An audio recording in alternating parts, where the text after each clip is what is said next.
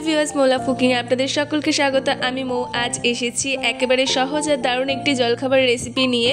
চিড়ের pulao recipe. চিড়ে আলু পেঁয়াজ দিয়ে কোনো ঝামেলা ছাড়াই 10 মিনিটে আমি তৈরি করে ফেলবো। তো চলুন রেসিপিটি শুরু করে নেওয়া যাক। এখানে আমি আলু নিয়ে নিয়েছি। আলুটাকে আমি ছোট ছোট করে ডুমো ডুমো করে কেটে নিচ্ছি। আপনারা চাইলে আপনাদের শেপ অনুযায়ী আপনারা কেটে নিতে পারেন, তবে চিড়ের পোলাওতে এরকম ছোট ছোট আলু ডুমো ডুমো করে কাটাটাই বেশি ভালো লাগে। এখানে আমি পেঁয়াজ নিয়েছি, পেঁয়াজটাকেও আমি সেম ভাবে কেটে নেব, একদম ছোট ছোট ঝিরিঝিরি করে। এরকম ভাবেই কিন্তু ঝিরিঝিরি কিচি কিচি করে একেবারে পেঁয়াজগুলো কেটে নেবেন।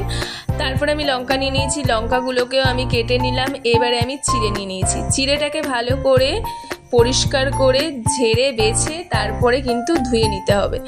তো আমি চিড়েটাকেও ধুয়ে নিলাম। আপনারা চাইলে কিন্তু চিড়েটা আগে ধুয়ে রেখে দিতে পারেন। যদি শক্ত চিড়ে হয় তাহলে আগে থেকে ধুয়ে রেখে দেবেন, না হলে কিন্তু সঙ্গে সঙ্গে আমার মতন ধুয়ে নিতে পারেন।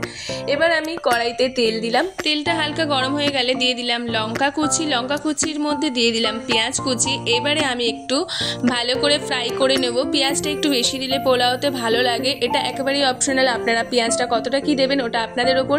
দিয়ে দিলাম সামান্য পরিমাণে নুন, দিয়ে আবারও করে একটু নেড়ে চেড়ে দিলাম। ভালো করে একটু হালকা ভাজা ভাজা হয়ে গেলে এর মধ্যে দিয়ে দেব কেটে রাখা আলু।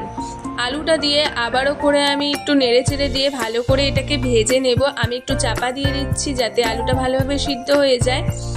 আপনারা কিভাবে পোলাও রান্না করেন আমাকে কিন্তু কমেন্টে অবশ্যই জানাবেন, আমি ওইভাবে ট্রাই করব। তো এবারে আলুটা ভাজা হয়ে গেছে, আমি এর মধ্যে দিয়ে দিলাম চিড়ে, দিয়ে আবারও করে একটুখানি ভালো করে নেড়ে চেড়ে দিচ্ছি। এর মধ্যে আমি অ্যাড করে দেব রোস্টেড চিনেবাদাম। আপনারা চাইলে কাজু কিশমিশও অ্যাড করতে পারেন। তো এবারে আবারও করে আমি ভালো করে নেড়ে চেড়ে দিচ্ছি। এর মধ্যে দিয়ে দিলাম পরিমাণ মতন মিষ্টি।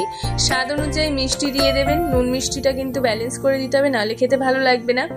তৈরি হয়ে গেল মজাদার চিড়ের পোলাও। সকালের নাস্তা হোক বা বিকেলের খিদের জন্য একদমই পারফেক্ট এই পোলাওটি।